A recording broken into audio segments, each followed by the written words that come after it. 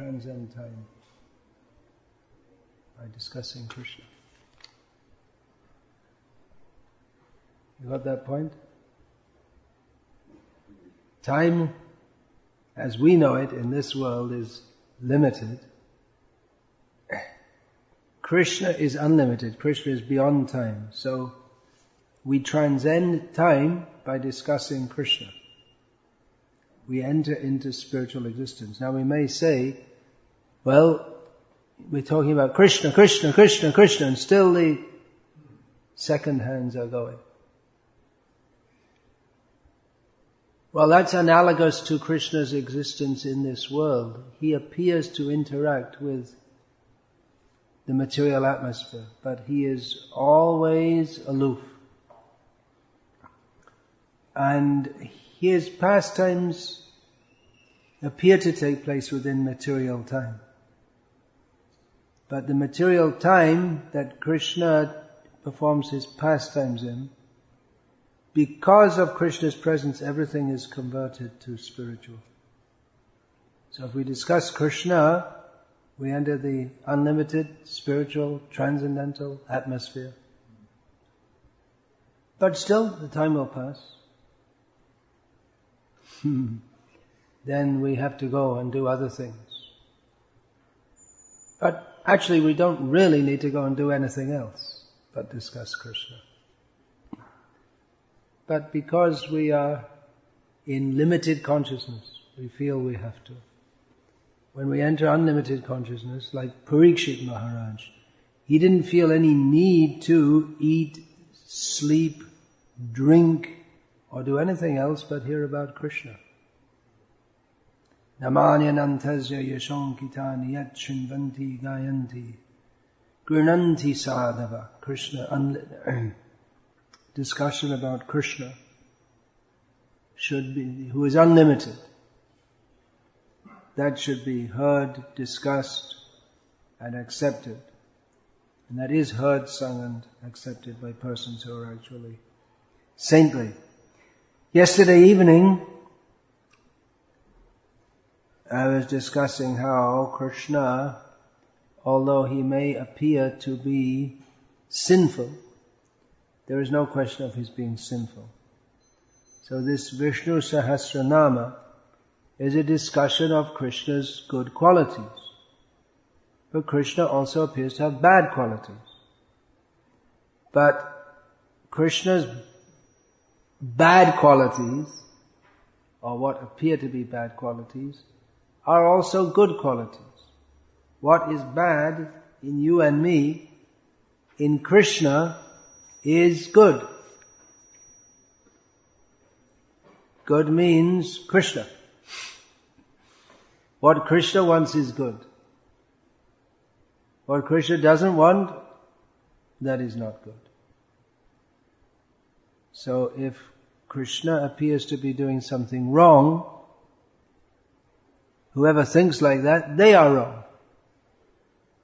Because Krishna is right, always. There's no question of him being wrong.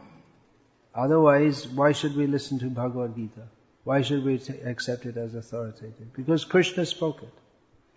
What is the reason that we accept Bhagavad Gita?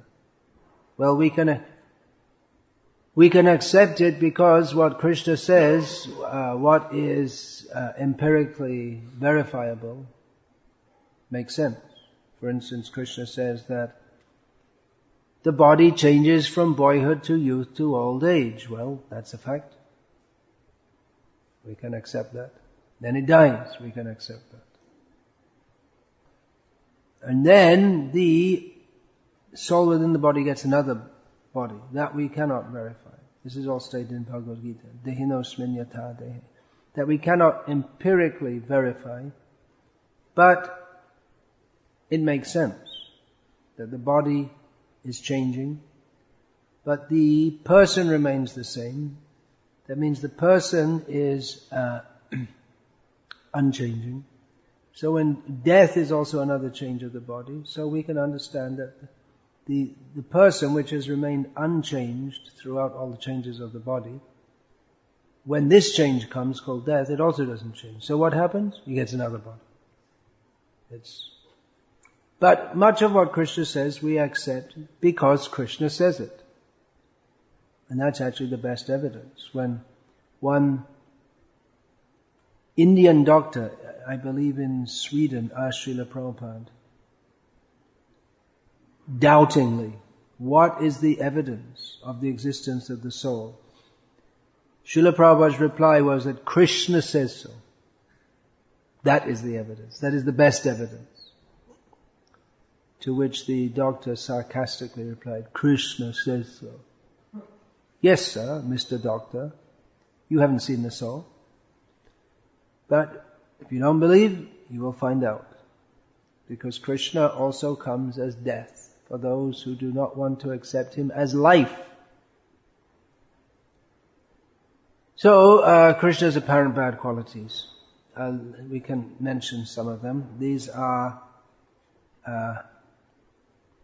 taken actually from Vishwanath Chakravarti Thakur's commentary on Srimad Bhagavatam, Canto 7, Chapter 15, texts 43 and 44, in which he talks about the enemies. These are the enemies of the conditioned soul. And the translations are,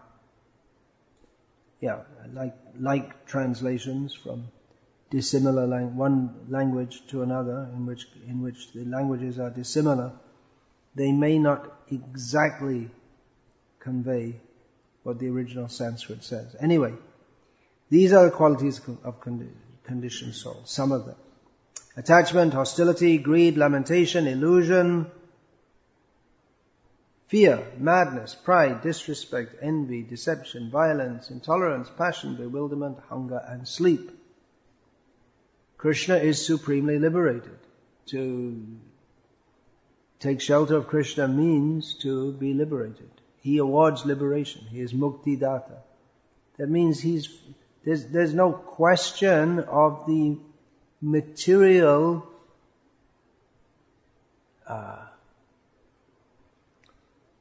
bad qualities being present in Krishna. But nevertheless, we see attachment, hostility, greed, lamentation, etc. in Krishna also. So, how can one be benefited by taking shelter of Krishna if he also has all these bad qualities? Because he doesn't have any bad qualities.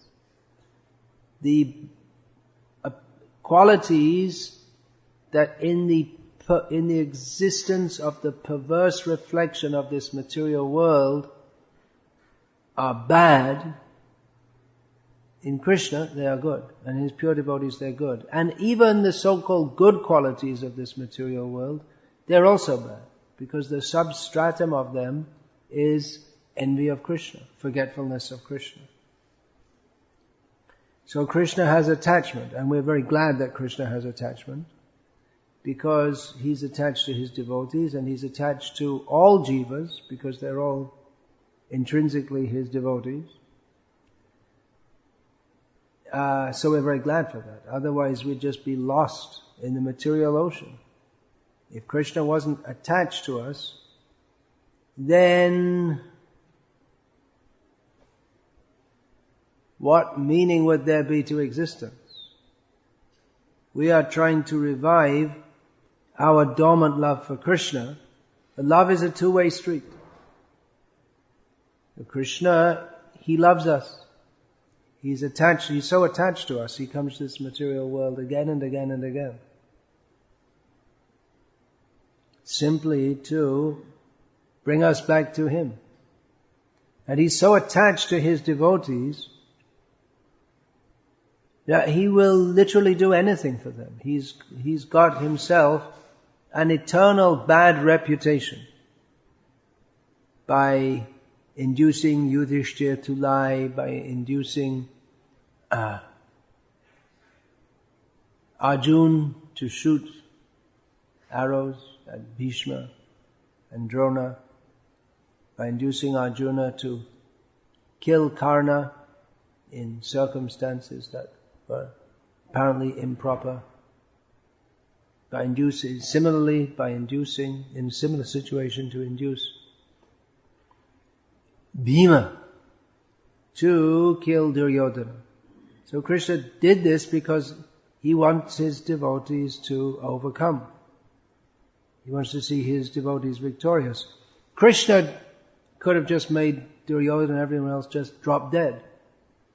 He could have gotten them bitten by mosquitoes, like here in Texas now there's how many cases? 16 cases or so of people dying from some disease transmitted by mosquitoes. So Krishna could have arranged for that, or even not, could have had the whole army wiped out by a flu virus, or just he could have wished them to just all drop dead.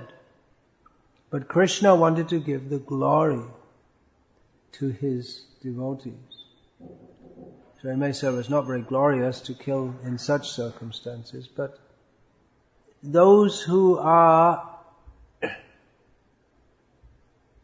properly understanding, they glorify Bhima and Arjuna. They do not vilify them. And also, Krishna is demonstrating through all these activities what is the actual principle of dharma. Krishna says, Sarva dhamman parityaja, give up all varieties of dharma. And Krishna himself, he also appears to give up all dharma by inducing Yudhishthira to apparently lie and so on. So Krishna says to give up all varieties of dharma, but Krishna himself is beyond all varieties of worldly dharma. So the only dharma that Krishna can be trusted to follow is that of Bhakta Vatsalya, his undying commitment to protect his devotees, even if sometimes he appears to do so, again, in very crooked ways. Krishna is crooked, he's Tribhanga, threefold bending form. Bending means crooked. So his character is also crooked. Why is it crooked? Like you see a snake, how a snake crawls. It doesn't go straight, it goes crookedly. That's because, what is that? Ahariva gatir premna. That the flow of prem, of love, is crooked. It doesn't go straight. It's not predictable. Even a snake doesn't crawl in a predictable way. There'll be one little loop, and then in the snakes, especially if you see a long snake, then if you take a photo at any moment, you'll find it's like this. And then big one, little one, big one, little one, like this. I guess living in the cities, you don't see snakes unless you go to zoos. But probably if you go out in the country in Texas, you'll see snakes, isn't it? In the desert, there must be, yeah. And in places I've lived most of my life, there are snakes. In ISKCON Salem, they're like a regular thing. I think since they've been there, it's about 2 years, they've killed over 30 cobras there. So in Thailand, in Bangkok, there's just in the city, there are hundreds of snakes all over. The city floods and you get snakes swimming around in your kitchen and all this kind of thing. So, Krishna's crooked because he's full of love, and love is crooked. It's more fun. If everything's straightforward, stereotyped, where's the fun? Makes life fun. This smartavad is all very straight and ordered, predictable. You have to follow all the rules, and then you end up, when you come to the perfection of smartavad, then you just become desirous to merge into the existence of Brahman, with nothing there. So, love is free. Of course, in Krishna consciousness, in our beginning stage, we also have to follow rules. Because the mind is also free. Raging like the wind. So, we have to follow certain rules. But we worship Krishna, who is beyond all rules, beyond all measurement, beyond time, beyond considerations of piety and sin. You can't restrict Krishna. But only Krishna is in embrace with Radha. So she is holding him. He is known as Sridhara, which means who is holding Radha, embracing Radha. So she's also Sridhari, because he's also called Sri, and she's holding him.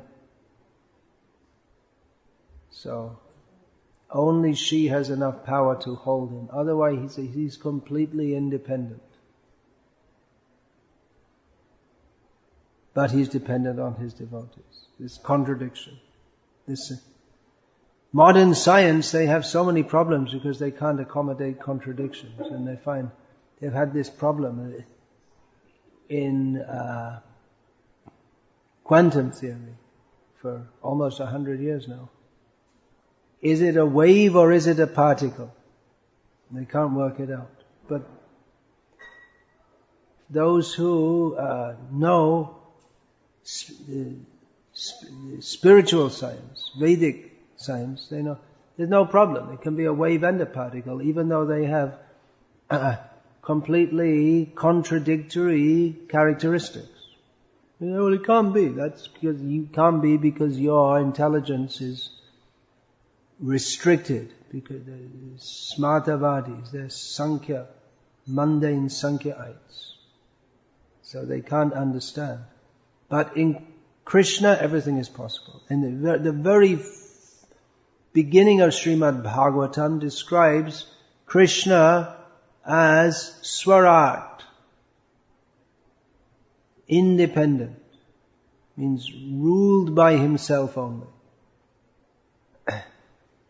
But later in Bhagavatam we find Krishna himself saying, Aham bhakta paradhina nahi swatantra iva dvija.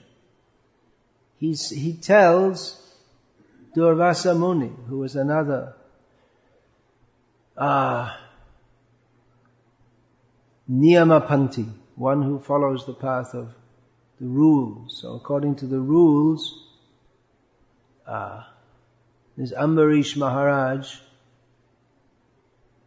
according to at least Durvasa Muni's interpretation of the rules.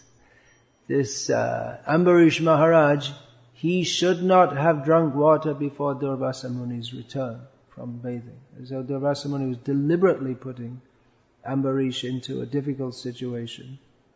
And when Ambarish found a solution for that, then Durvasa didn't accept that situation. He came in with apparent malice toward Ambarish. He wanted to give him a hard time. But he soon found out that the rules, all the rules in the universe which he thought he'd conquered, he was a Siddha yogi. That means the yogis, they can do anything. They can break all the rules of the universe. They can fly in the sky, they can vanish, they can they can enter into an atom, they can do pretty much whatever they like. But the yogi, he found himself in a lot of trouble because he didn't know the underlying rule of the universe is that Krishna, who sets all these rules into motion and maintains all the rules, is called dharma. He has one main rule, which is that no one should go against his devotees. And he can break all the rules of the universe to uphold that rule. So Durvasa Muni found out. Contradictory Krishna. So all these bad qualities in Krishna, attachment, he's so attached to his devotees, he'll break all the rules of scripture. Not that he's obliged to follow them, but generally he follows them just for the sake of teaching others, and he doesn't break the rules just to be contrary or just to show how great he is. He doesn't have any need to show how great he is. He doesn't have to impress foolish people. So generally he follows all the rules to set a good example for others, because they can't break the rules without harming themselves. Krishna is not harmed by breaking the rules. He doesn't come under the he doesn't have to accept karmic reactions for what he does. So Krishna can interfere, just like when Arjuna had vowed to kill Jayadratha before sunset, and the sun set. So then Arjuna was finished, because he vowed to either kill Jayadratha or end his life by entering fire. So the Kauravas were very happy that the sun had set. But in the meantime, Krishna made it come up again. Oh, wait a minute, you can't do that. Then the whole universe would be out of spin. Well, anyway, Krishna did it, because he can do such things. We can't imagine. You'd have to do a lot of calculations to think. Well, first of all, it's impossible. But then if it did happen, then the whole cosmic situation would be severely upset. But Krishna did it. You don't believe it? Well, you'll find out that what is stated in Shastra is true later on, by entering hell for not believing Krishna. So Krishna is attached. The whole material existence goes on because we are attached. We're not attached to Krishna. We have material attachments. The whole path of liberation is to get free from attachment. But Krishna is attached. So yes, we should be detached from everything and fully attached to Krishna. So attachment is very good. Krishna's attachment is very good. And attachment to Krishna by the jiva, that is also very good. Attachment to anything else but Krishna, Krishnetara, that is not good. Hostility, an attitude of hostility. This word hingsa is generally translated as violence, and ahimsa is translated, Mahatma Gandhi translated as non-violence, but more completely it means an attitude of a hostile attitude, which can manifest as actual violence. So Krishna says that he is Suhridam Sarva Bhutanam, the best friend of all living beings. So how can he be hostile to anyone? Well, Krishna is not intrinsically hostile to anyone, but he also says, Vinashaya Chadushkritam. He comes to destroy the rascals. Hare Krishna.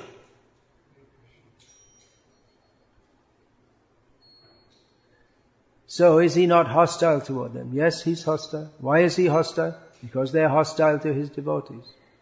All these apparently bad qualities of Krishna, which are all worshipable when manifest in Krishna, they all spring from his attachment to his devotees. This is Krishna's intrinsic quality. He's extremely attached to his devotees. So hostility, greed in English, that's that may be considered in two main divisions. One is gluttony, and the other is possessiveness, or the desire to possess more and more accurately. So Krishna, he's the greatest glutton. He's always eating huge amounts. He expands himself into many forms, and as the deity forms, those who are worshipping the deity, they know they have to feed Krishna again and again and again. When he gets up, even before taking bath, he eats a big feast of sweets. That's not proper. You're supposed to take a bath before you eat anything. But Krishna, even before brushing his teeth, what to speak of bathing, he eats a huge meal of sweets. Actually, it should be a big meal, not a small meal. Lot of sweets. All nice sweets for Krishna. Which means someone has to stay up at night cooking them. Nowadays you have the fridge and put it in the fridge. Otherwise, better is to get up early in the morning with the... Either way, but Krishna, the first thing he does practically in the day is eat lots of sweets, and then takes a big meal. About 3 hours after that, has a little fruit in between, fruit and more sweets, just to keep him going. And he goes on and on. And like I say, expands himself into many forms. So, deity worship, generally we think of deity worship as bathing, dressing, offering arati, but the main activity actually is cooking. Again and again and again. Cooking, getting all the nice fruit. Actually, one is supposed to grow the vegetables. That's the best. That's the way it's supposed to be. Grow the vegetables yourself. Grow the fruit. Grow it for Krishna. And cook it, offer it to Krishna. And Krishna is very satisfied. He's very satisfied, but a couple of hours later, I'm hungry. He needs again. And it goes on, and there's no end to it. Because Krishna is endless. So, he requires to be fed again and again and again. That is the Archan Vidhi, the rule for deity worship. That one has to go on offering again and again. So many nice foods to Krishna. It has to be cooked in ghee, has to be cooked by sinless persons, devotees, following all the rules. He's very particular, Krishna. He's not only greedy, but he insists it must be of the highest quality. That is only suitable for Krishna. So he eats a lot. He's greedy also, means he wants more and more and more. But what does he want more and more and more? He's already got the whole universe. Everything belongs to him. But he's greedy for his devotees' love. Even though so many devotees love him in the spiritual world, he comes to the material world and tries to wake up those who have forgotten. Hey, you should love me also. He's so greedy for love, he doesn't even sleep. At night, he's supposed to sleep, but he jumps out the window and runs off in the forest of Vrindavan and plays with the gopis. When you're very excited about something, you can't sleep. So Krishna's always excited about pastimes with his devotees. So he never sleeps. Actually, he does sleep. That's another bad quality of Krishna's. But he doesn't sleep very much. Because he's so greedy. Lamentation, illusion, fear, madness, pride. Oh, all these qualities in Krishna. Lamentation. Yes, he laments when he's separated from his Radha. He laments that the conditioned souls do not turn. He doesn't only lament, he tries to wake them up. He's very concerned about them. When Shalva, by his mystic potency, created an illusory form of Vasudeva, Krishna's father, and brought that before Krishna and beheaded that illusory form. And Krishna lamented. He thought, oh, now my father is killed. So he was in illusion and lamenting. But this is all Ananda Chinmaya Rasa. It's all spiritual, transcendental bliss. So by the Yoga Maya potency, Krishna may appear to be illusion and lamenting. But even though Krishna, the Vishwanath Thakur states that even though in his pastimes Krishna may appear to forget, actually he does forget, that's the whole point. He forgets that he's the Supreme Personality of Godhead. At the same time, he never forgets that he's the Supreme Personality of Godhead. Okay, put that in your logic box. How does it fit? Doesn't fit. Doesn't make any sense. He always knows he's the Supreme Personality of Godhead, and he also forgets, simultaneously. Okay, just don't try to understand it, just accept it, that's all. Better. Fear. How can Krishna be afraid? When fear personified is afraid of Krishna, but he's also afraid.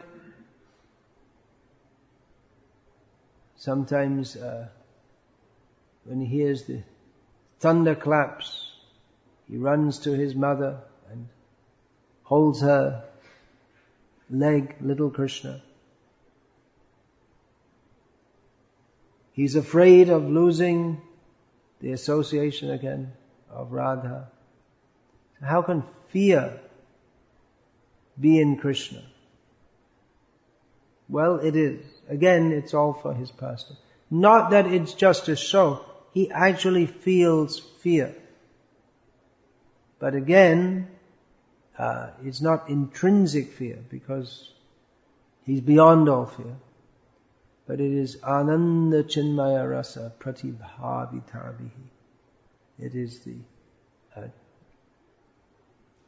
transformation of transcendental love. Madness, or definitely plenty of madness in Krishna. It's very dangerous when someone in charge becomes mad, right? If you have a dictator of a country who's mad, it's a very dangerous situation. You just kill anyone left, right, and center.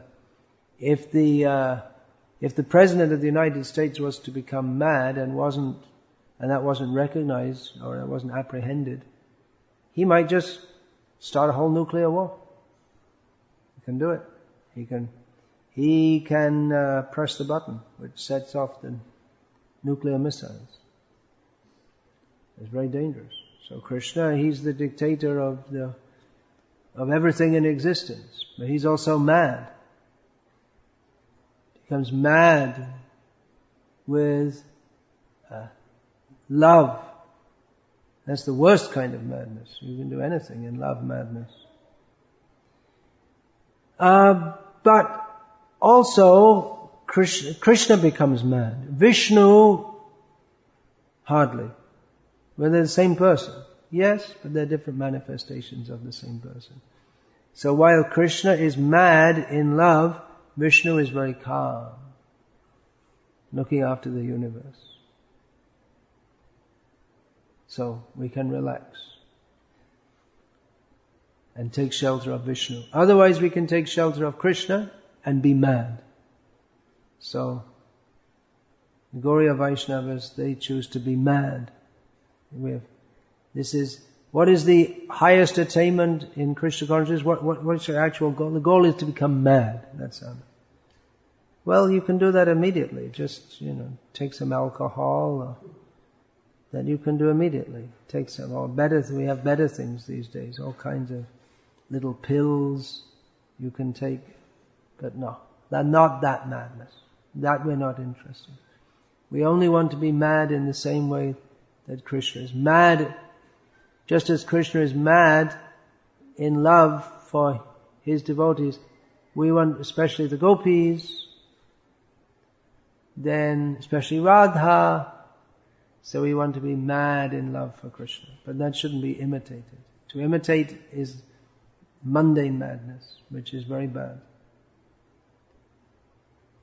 So Krishna is proud. Krishna's pride. Pride is very bad. Pride kills bhakti. If one thinks, I'm doing so much, I'm so great, I'm big, everyone should bow down to me, everyone should respect me, then we cannot execute bhakti. Krishna is proud, egoistic, he sets up a whole system whereby people have to bow down before him. He says, Mandana bhava madbhakto madhyaji mang namaskar. You should bow down. He's ordering everyone in the union, bow down. By bowing down, we are lifted up by Krishna. But that is his pride or egoism. That is his mercy. All these bad qualities, apparent bad qualities, they're all exhibitions of Krishna's mercy. So, Krishna is proud, but there's no, how do you pronounce that word? Prabhupada used to say inebriety. Dravida Prabhu just told me the standard pronunciation. It actually means intoxication. So there's no harmfulness. There's no badness connected with that. The pride of a maturely contaminated person is distasteful. But the pride of Krishna is very nice. Yes, Krishna says, I am the greatest. Natah parataram nanyat kinchidasti dhananda. No one is equal to me. No one is greater than me. Say, yes, Krishna. So we become Krishna's groupies. Oh. Krishna's fans. Yes.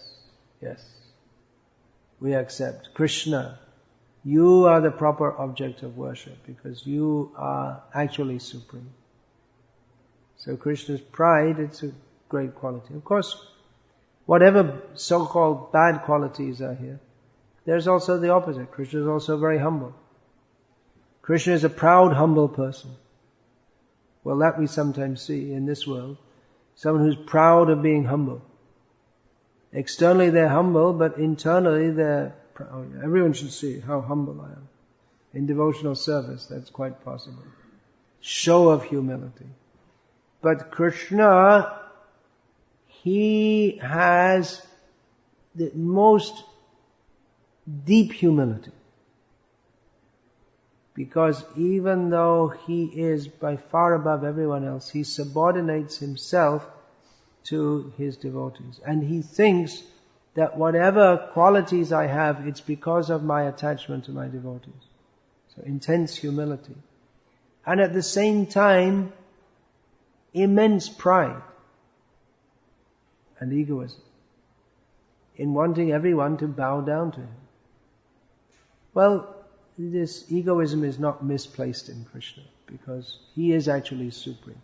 He is actually better than others. Whereas among jivas, someone might seem to be better than another. But the Einstein of today is the worm in stool of tomorrow. So, it's only a temporary manifestation of strength, intelligence, or beauty, or whatever qualities one may have. Those qualities are borrowed from Krishna. Borrowed in minute quantity. So no one should be proud. Srila Prabhupada writes in one purport, no one should be proud of borrowed plumes. Disrespect. That's not a good quality. One should be respectful, especially of elders. But we find that Krishna, he also, just like the gopis, sometimes they threaten Krishna. that if you don't behave properly with us, we'll tell your father. And Krishna says, oh, what do I care? He's an old man, he can't do anything to me. Or his father tells him, Krishna asks, why are you performing this sacrifice? You shouldn't perform this. And Nanda says, no, we should. It's a traditional ceremony. We've performed this in our family line. We've performed this sacrifice. Our people have performed this sacrifice, worshipping Indra since time immemorial. And Krishna should have just accepted. You see, that's his father's telling him. He's citing authorities of all the previous generations, but Krishna doesn't respect his father or the previous generations. He says, no, we're not going to do this. But then that will be disrespectful to Indra. It doesn't matter. Forget Indra. So Krishna is disrespectful. But that, of course, establishes the proper system of respect, that we should be respectful to Govardhan, who is the great devotee of Krishna. Envy, envy, I have to see the Sanskrit, because Srila Prabhupada usually uses the word envy to mean that hostility, which is already done. But envy, the modern English usage of that generally means jealousy. That someone is in a malicious way or an unkind way. They don't like that someone has got something more than them. So Krishna appears to be like that also. He's outdone by Radha in beauty, in dancing, in various qualities. So there's rivalry between Krishna and his cowherd boyfriends, and Radha and the gopis. And Radha and the gopis, they almost always win. So, but Krishna doesn't like to accept that because he's envious. He said, no, you cheated, as if he never cheated. That's Krishna. Deception, the next one, deception. Well, I already spoke a lot about that yesterday. Violence, Krishna's violence. He kills. Talk about mass murderer. Krishna kills every jiva again and again and again. Gives them life again and kills them again and again. He's mass murderer. Forget all these other guys. Charles Manson, he's a nothing. I don't know the latest ones. And now it's become a common thing, right? Mass murders. It's a kid's game nowadays. But Krishna is violent. But that violence, yes, that is very good. Intolerance. Krishna is intolerant. He's intolerant when his devotees are blasphemed. Passion. Krishna is the most passionate. He's passionate lover. There are elaborate descriptions of Krishna's passion in loving, which we shouldn't talk among ourselves, because we're still inclined to passionate loving on the bodily, material platform.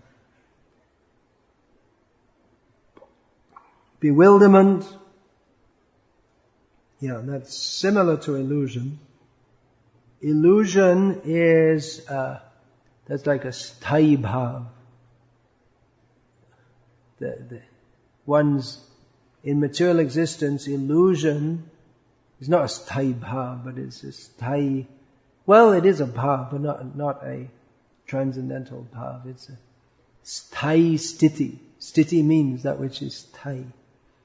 It's the general condition of everyone in this material world is to be illusioned.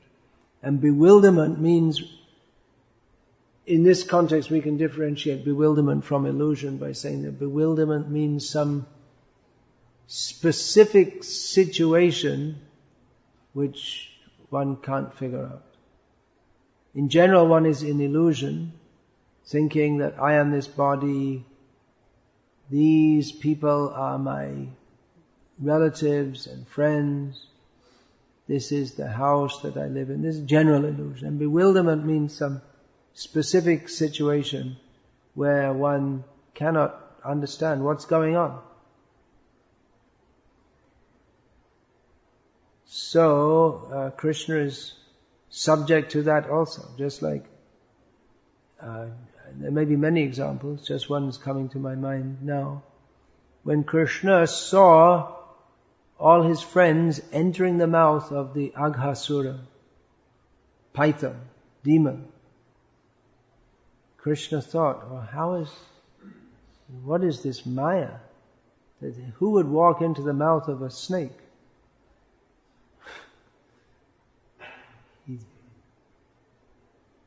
Or again, that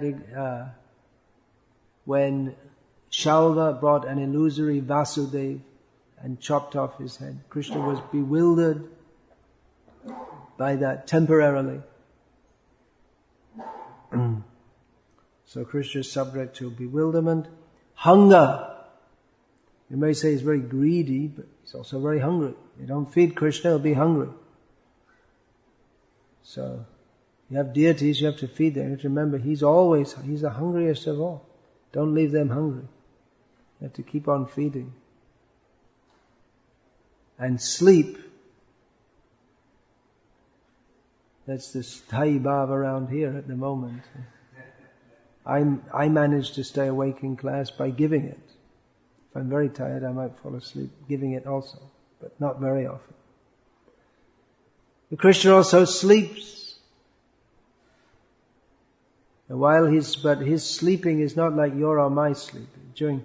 While we're sleeping, so we're told, from Ayurveda, we understand that various poisons come out of our body from the pores. When Krishna sleeps, universes come out of his pores. So that's the difference between you and me and Krishna. So, these are some of the bad qualities of Krishna. Shri Krishna Bhagavan ki jai. Let us always glorify and worship Krishna's attachment, hostility, greed, lamentation, illusion, fear, madness, pride, disrespect, envy, deception, violence, intolerance, passion, bewilderment, hunger, sleep, and other millions and millions of bad qualities. So we'll all become very bad people by worshipping Krishna. Just see. You got into a cult. All the time they told you you'd be good by worshipping God. But actually this Krishna is a very bad person. So don't trust him at all. You'll become bad, corrupted by worshipping Krishna. So, that's all that. Any question about this?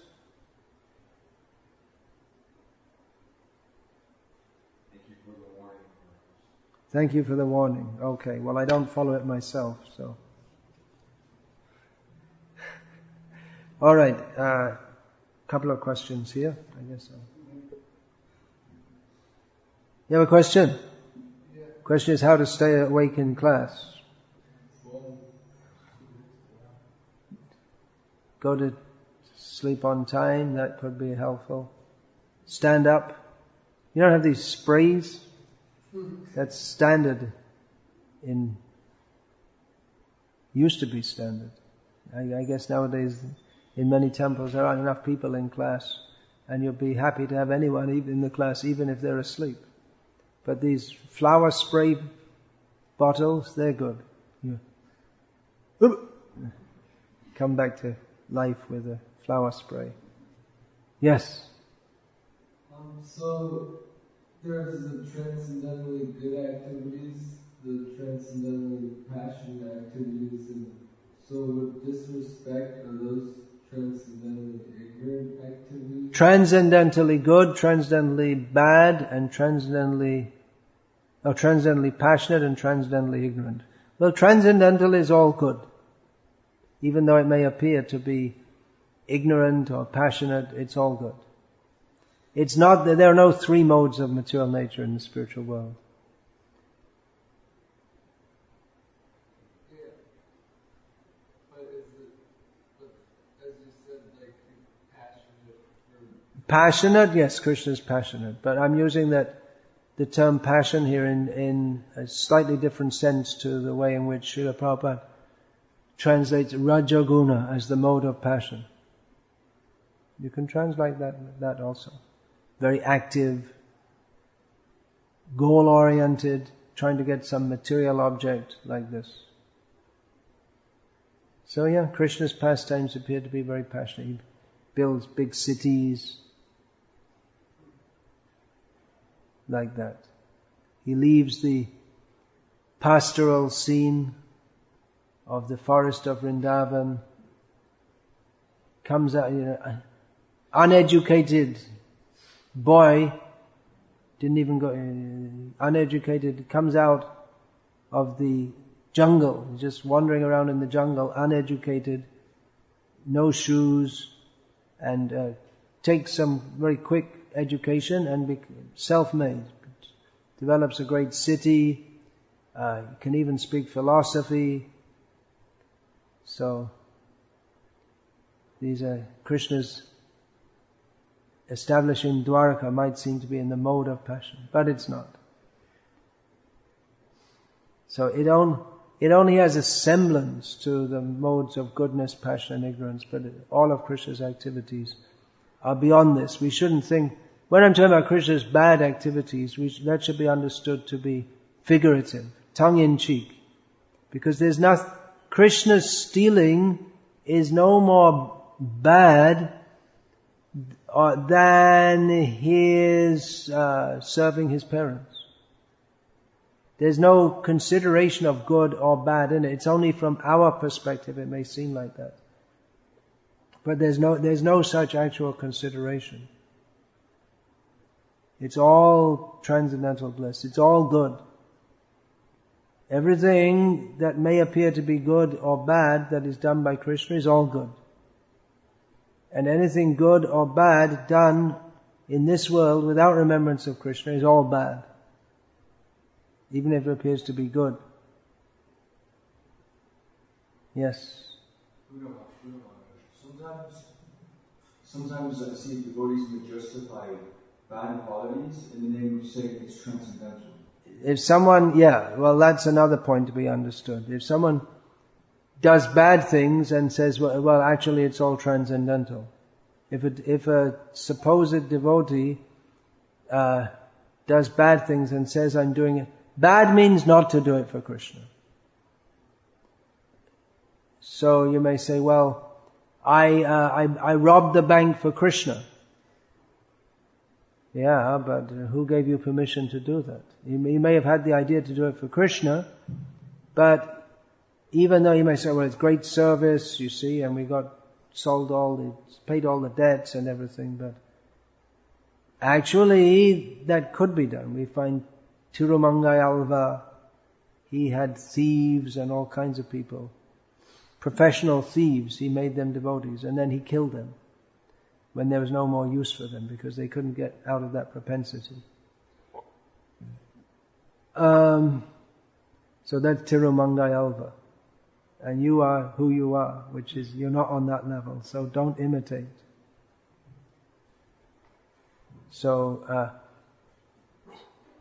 if we are to do such unorthodox things, first we should either actually be situated fully in transcendence, and even then we wouldn't normally do it. I mean, there are thousands and thousands of devotees who don't kill and steal, and there's Tirumangai Alva is unique. If you don't know who it is, well, I'm not going to tell you now because that'd be another whole class.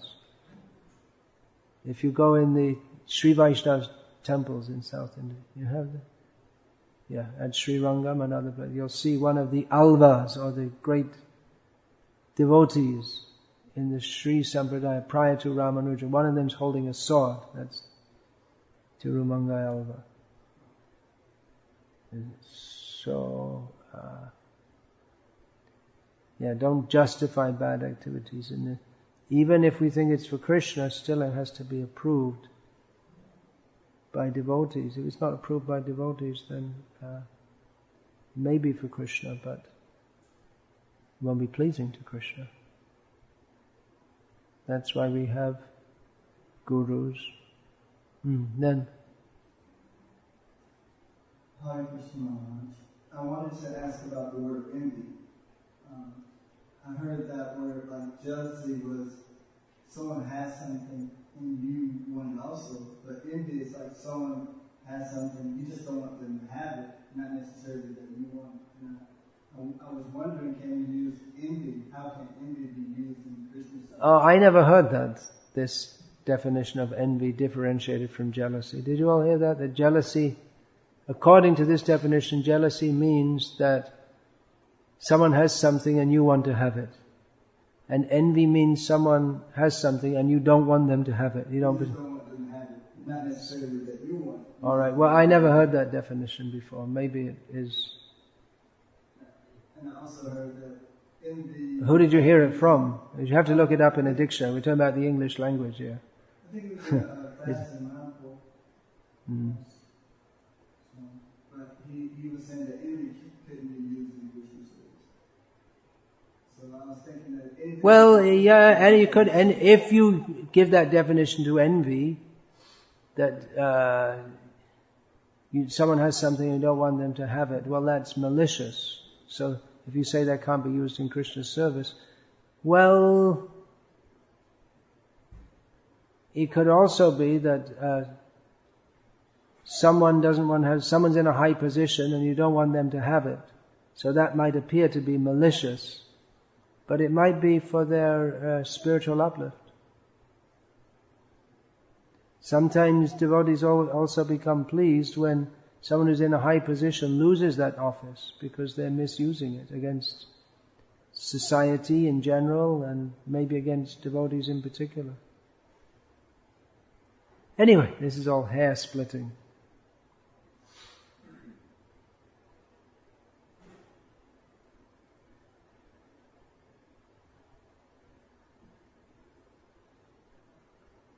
Okay, couple of questions here. In Bhagavatam, Canto 5, Chapter 5, Text 22, why is it mentioned that ghosts are superior to human beings? The verse says it is because ghosts don't have material gross bodies. Well, that's the reason. That's what the verse says. That's the reason.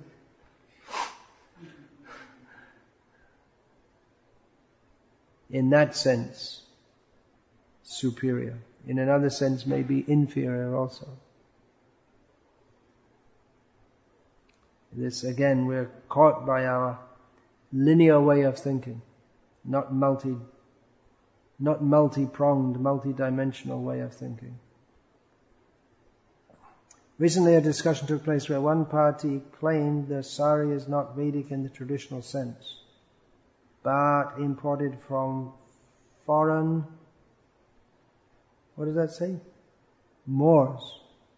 That's spelled M-O-R-E-S, and sensibilities.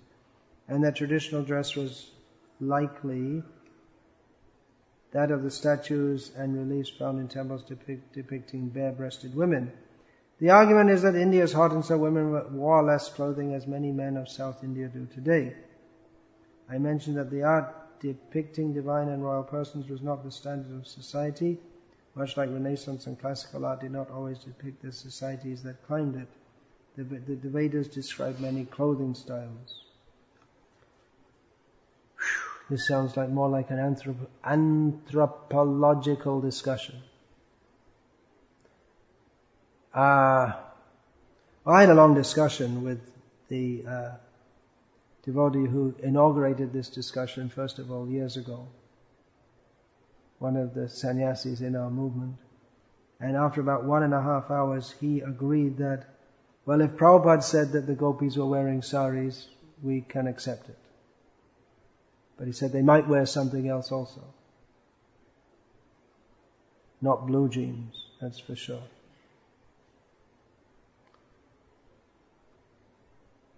Sari is and he said that, well, sari is not a Sanskrit word, but it's derived from the Sanskrit shatika. So to say it's not, and then there are theories that Sanskrit developed over time and blah, blah, and then you go on and on and go on. Anyway, Srila Prabhupada, his followers, females, during his manifest presence wore saris. He didn't insist on it,